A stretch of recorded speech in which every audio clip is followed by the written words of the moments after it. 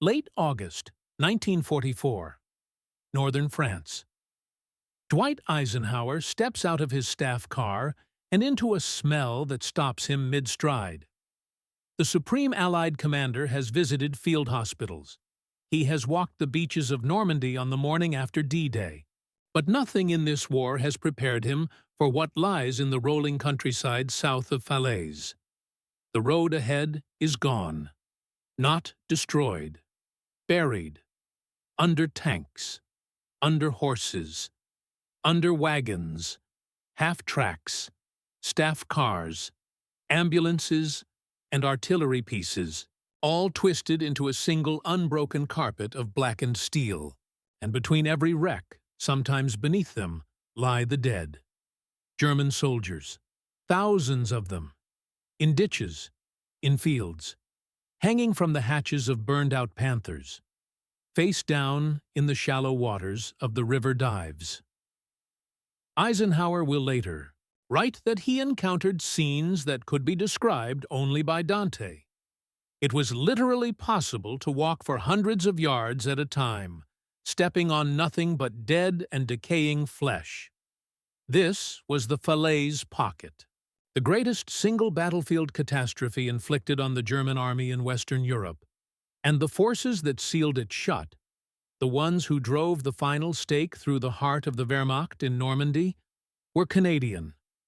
This is the story of how they did it.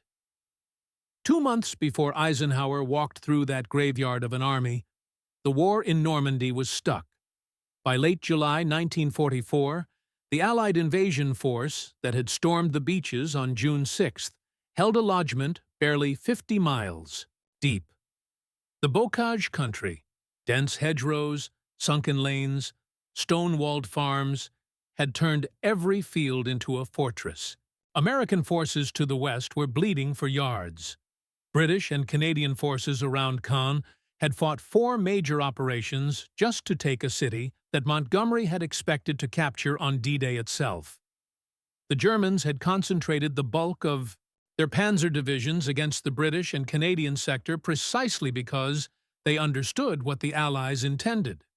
If the Anglo-Canadian forces broke through south of Caen, the road to Paris lay open.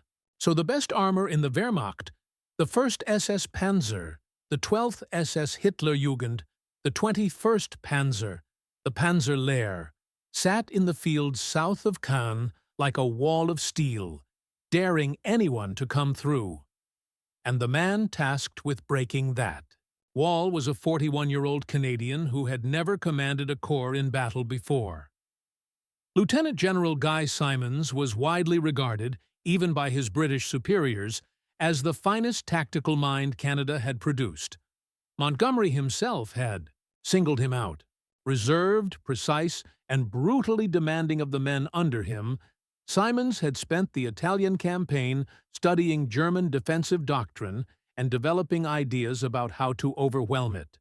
Now, as commander of 2I Canadian Corps, he was about to put those ideas into practice in the most audacious operation the Canadians had yet attempted. The plan was called Operation Totalize. Its objective was straightforward on paper: smash through the German defenses along the Caen-Falaise road, penetrate 9 miles south, and seize the high ground north of Falaise. But the terrain between Caen and Falaise was a killing ground. Open wheat fields stretched for miles on either side of the road, giving German anti-tank gunners and the dreaded 88mm batteries a clear line of fire at anything that moved. Every ridge, every village, every tree line had been fortified. The 12th SS Panzer Division, manned by fanatical Hitler Youth soldiers under the command of SS Standartenführer Kurt Meyer, held the center of the line. These were not men who retreated.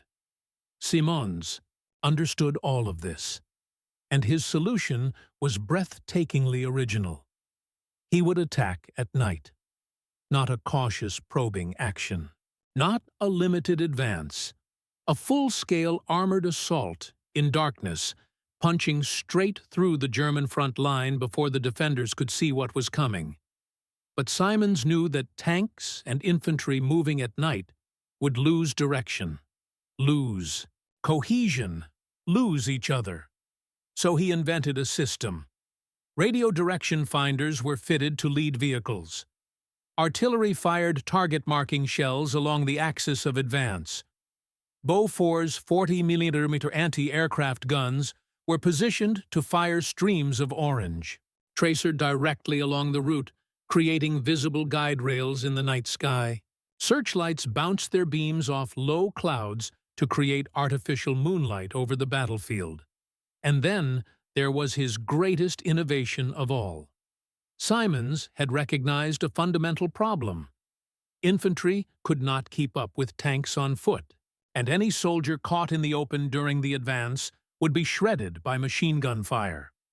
He needed to put his infantry inside armored vehicles, but the Allied armies had no armored personnel carriers. None existed, so Simonds created them. He ordered the guns ripped out of M7 Priest self-propelled artillery pieces, obsolete American howitzer platforms, and had their fighting compartments converted into troop carriers, each stripped down. Priest could now carry a section of infantry, protected by armor plate, moving at the same speed as the tanks beside them. The soldiers who first saw the converted vehicles called them Kangaroos.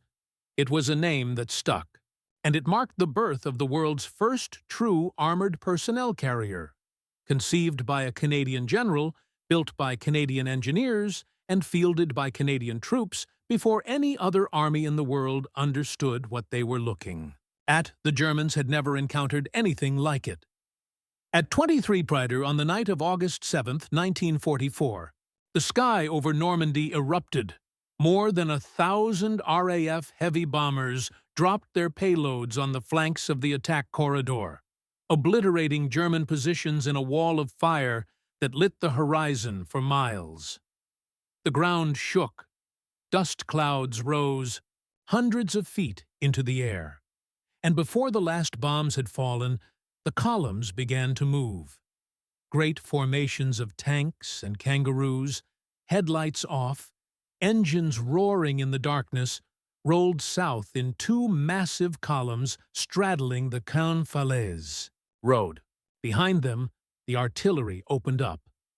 A rolling barrage that crept forward at a walking pace, guiding the armor like a curtain of fire. The orange tracer streams from the Beaufort's guns cut through the dust above, giving drivers a bearing when everything else had dissolved into noise and confusion. Visibility dropped to yards. Dust from hundreds of tracked vehicles choked the air. Drivers lost sight of the vehicle in front of them. Some Kangaroos lurched into bomb craters. Others veered off course. But the mass kept moving. The sheer weight of the assault, tanks, APCs, engineers, infantry, rolled over the German forward positions before most defenders even understood what was happening. By dawn on August 8th, the Canadians had punched clean through the German front line and captured the fortified villages of Cramesnil and Fontenay-le-Marmion. Verrières Ridge, which had cost hundreds of Canadian lives in earlier battles, was finally in Allied hands. The first phase of Totalize had succeeded. The Germans reacted with fury. SS Hauptsturmführer Michael Wittmann, the most celebrated tank commander in the German army, credited with destroying over 100 Allied vehicles, led a counterattack with his Tiger tanks near the village of Saint-Aignan-de-Cramesnil. Wittmann had become a legend on the Eastern Front and at Villers-Bocage, where a single Tiger engagement had halted an entire British advance. Now he charged into the Canadian corridor. He never came back. Wittmann's Tiger was hit and brewed up. His entire crew died with him. The exact circumstances remain debated to this day. Canadian Sherbrooke Fusiliers, British Northamptonshire Yeomanry, and Polish tankers all had units in the area. But what is certain is that the greatest Panzer ace Germany ever produced met his end trying to stop a Canadian offensive. His body would not be identified for decades. The second phase of Totalize, however, did not go as cleanly. The 4th Canadian Armored Division and the 1st Polish Armored Division were ordered forward to exploit the breakthrough. But as the U.S. 8th Air Force launched its supporting bombardment, some aircraft dropped short, hitting Canadian and Polish positions and causing confusion and casualties among the very troops meant to surge forward. And then came the tragedy of Worthington Force. Lieutenant Colonel Don Worthington led a battle group from the British Columbia Regiment, tanks, supported by infantry from the Algonquin Regiment. Their objective was Hill 195, a commanding ridge that would have cracked the German defensive line wide open. But in the darkness and dust, Worthington Force lost its way. The columns bumped into other friendly units, turned the wrong direction, and by dawn on August 9th, found themselves not on Hill 195, but on Hill 140, 4.5 miles to the EEE, east of where they were supposed to be. They were alone, exposed, and the Germans knew exactly where they were. The 12th SS Panzer Division swarmed the position.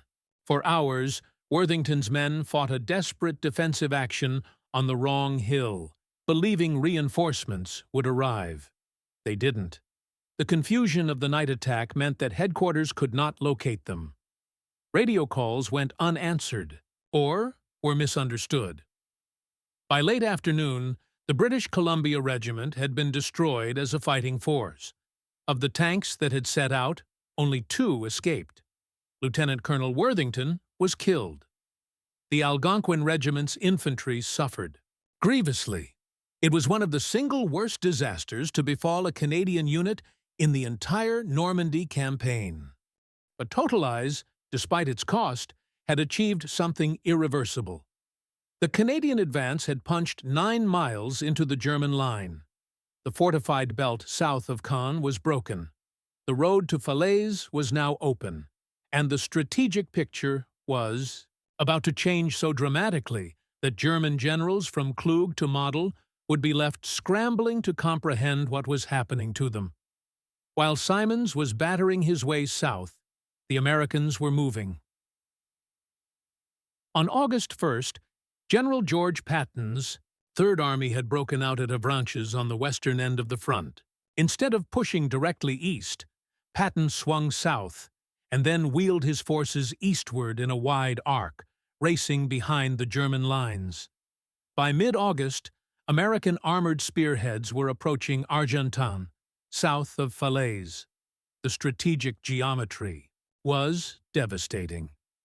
The entire German 7th Army and the 5th Panzer Army, the bulk of German combat power in Normandy, were wedged into a narrowing corridor between the Canadian forces pushing south from Caen and the American forces pushing north from Argentan. If the two jaws met, the Germans would be encircled. Omar Bradley recognized the moment instantly. "This is an opportunity that comes to a commander not more than once in a century," he said. "We're about to destroy an entire hostile army." But the jaws had not yet closed. A gap of roughly 20 miles still separated the Canadians from the Americans, centered on the towns of Falaise, Troun, and Chambois. Through that gap, the remnants of 2 German armies were streaming eastward in Satincy, a desperate bid to escape. Hitler, characteristically, made things worse for his own forces. He had ordered a counterattack westward toward Mortagne on August 7th, sending precious panzer divisions away from the escape route and deeper into the trap. Field Marshal Günther von Kluge, commanding Army Group B, protested that the counterattack was suicidal. Hitler insisted. The attack failed, and by the time Kluge finally received permission to withdraw on August 16th, the pocket had shrunk to a fraction of its former size. Kluge was sacked that same day. He was replaced by Field Marshal Walter Model, a specialist in defensive retreats on the Eastern Front. But even Model understood that this was no longer a battle to be won. It was a race to save whatever could be saved from the closing trap. And closing that trap fell to the Canadians. On August 14th, Simonds launched his second major offensive, Operation Tractable. Where Totalize had attacked at night, Tractable attacked. At noon, behind a massive artillery smokescreen that blinded the German defenders, just as the darkness had done a week earlier. The 4th Canadian Armored Division and the 1st Polish Armored Division crossed the River Laison and drove south toward Troon, while the 2nd Canadian Infantry Division pushed directly into Falaise itself. The fighting in Falaise was bitter and close. The 6th Infantry Brigade, the Fusiliers Mont Royal, the Queen's Own Cameron Highlanders, the South Saskatchewan Regiment, entered the shattered town on August 16th and found German rearguards dug into the rubble. It took another day of house-to-house fighting before Falaise was secured on August 17th. The ancient Norman town where William the Conqueror had been born was now a ruin, but it was in Canadian hands.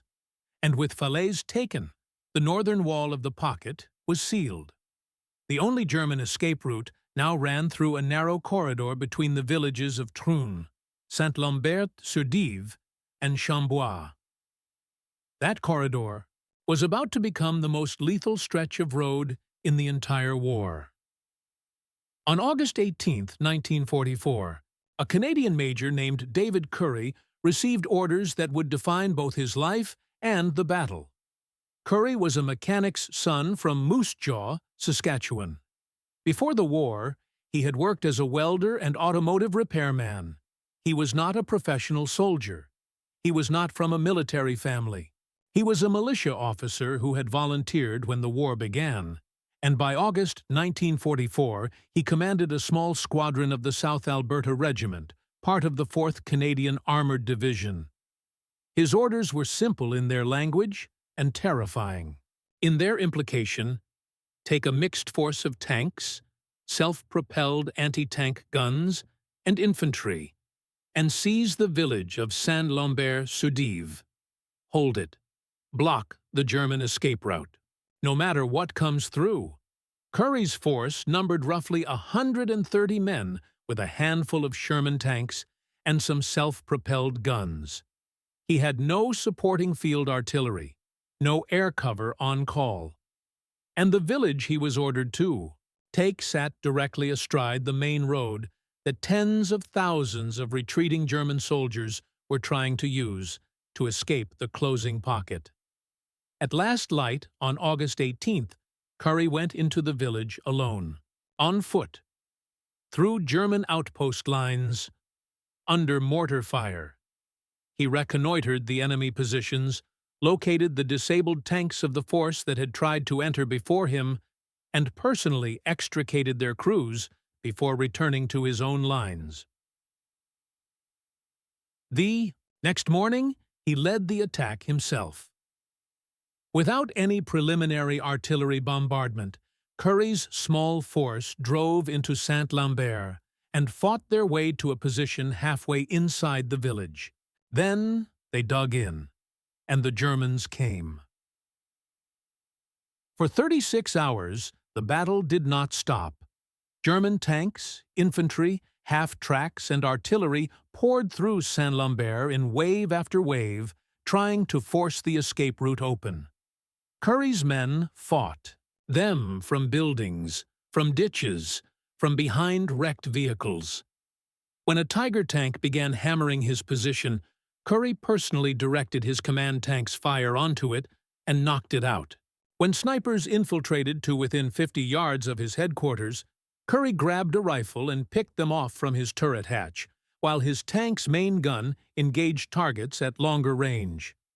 When the only reinforcements to reach him, 40 men, broke and ran under the intensity of the fire, Currie went out, collected them, led them back into position, and calmly explained to each man why they had to hold.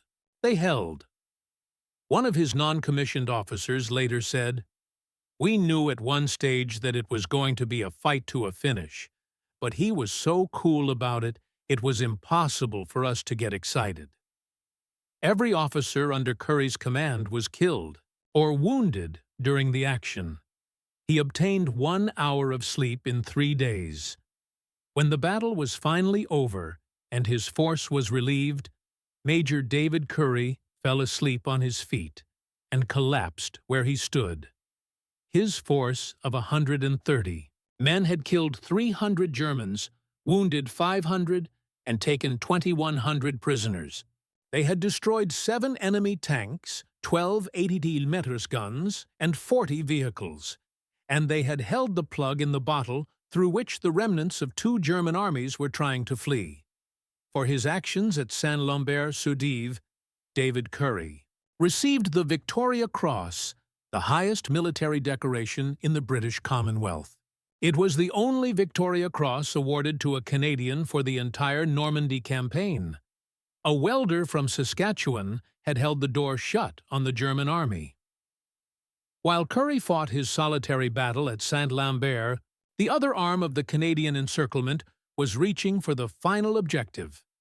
Major General Stanisław Maciek commanded the 1st Polish Armored Division, which operated under the umbrella of the 1st Canadian Army. Maciek was a veteran of the 1939 defense of Poland and the fall of France in 1940, a man who had already lost one country to the Germans and had no intention of letting them escape at Falaise. On August 18th, Maciek split his division. One battle group pushed toward Chambois to link up with the American 90th Division approaching from the south.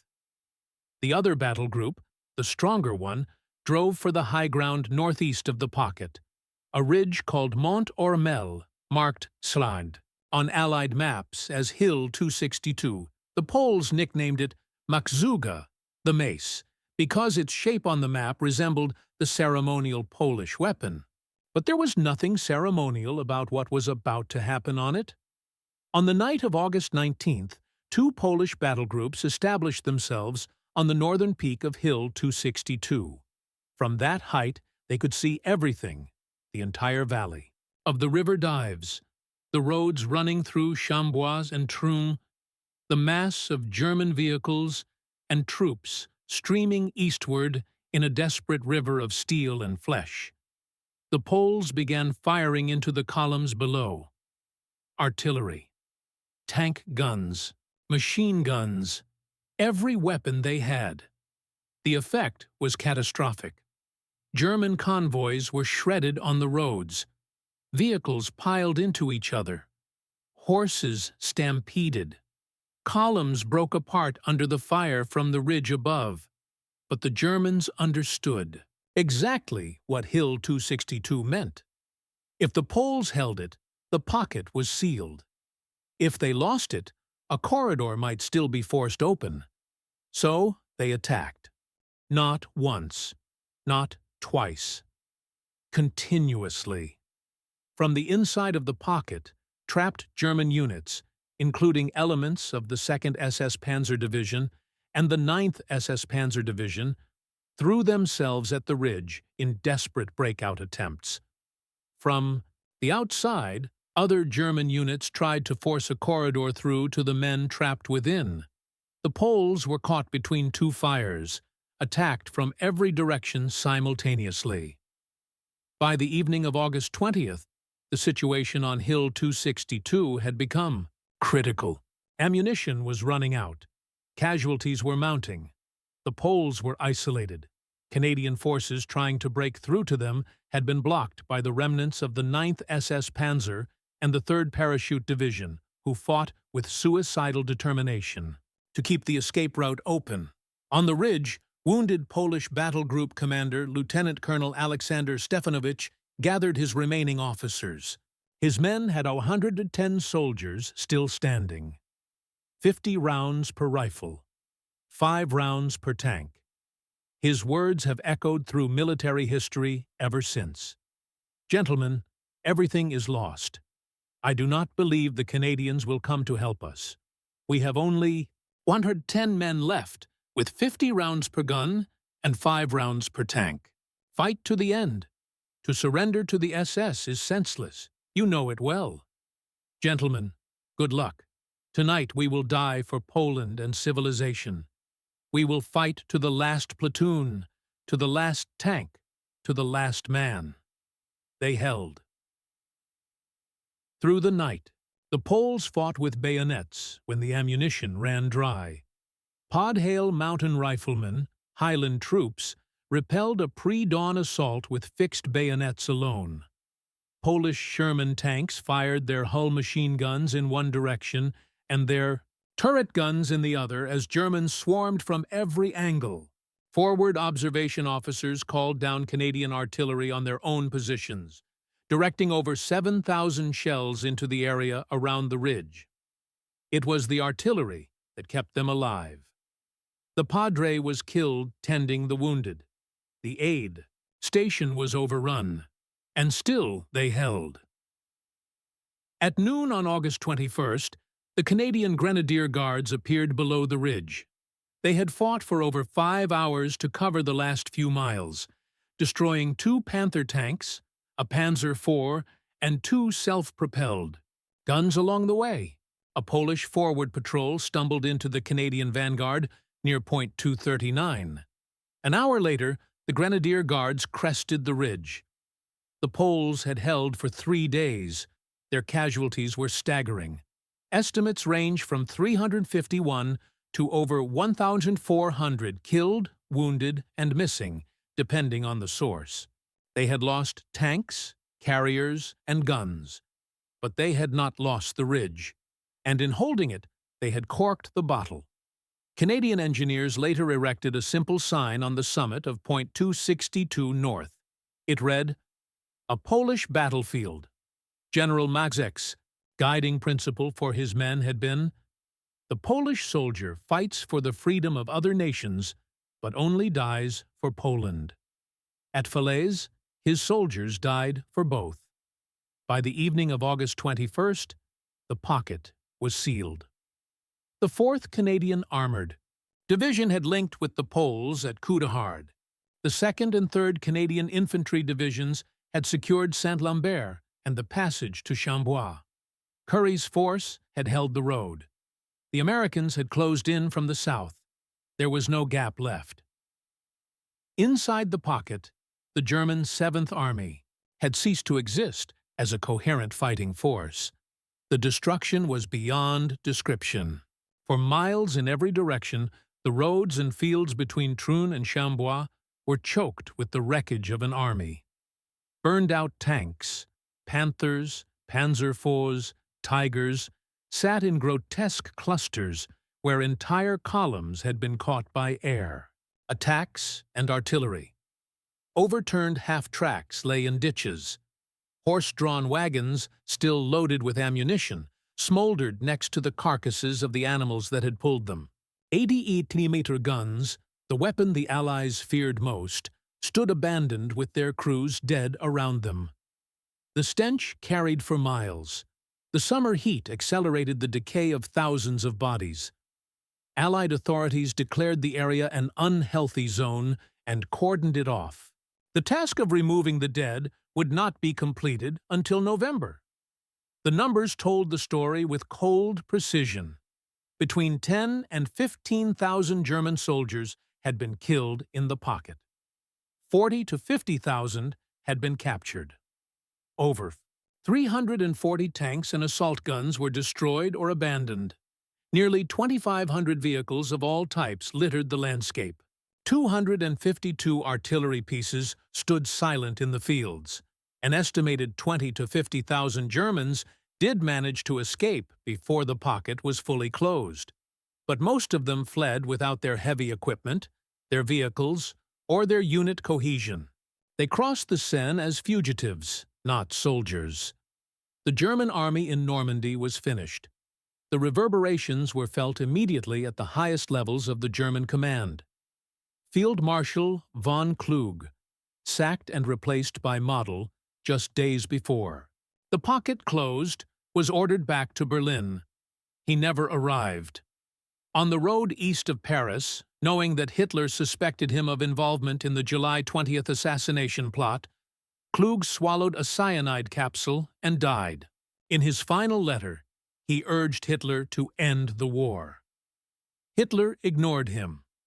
Walter Model, the new commander, was a firefighter, a general who specialized in plugging holes. But there were no holes to plug. There was only wreckage. Model's immediate task was not to counterattack, but simply to determine how many men he still had. The answer was grim. Entire divisions existed only on paper.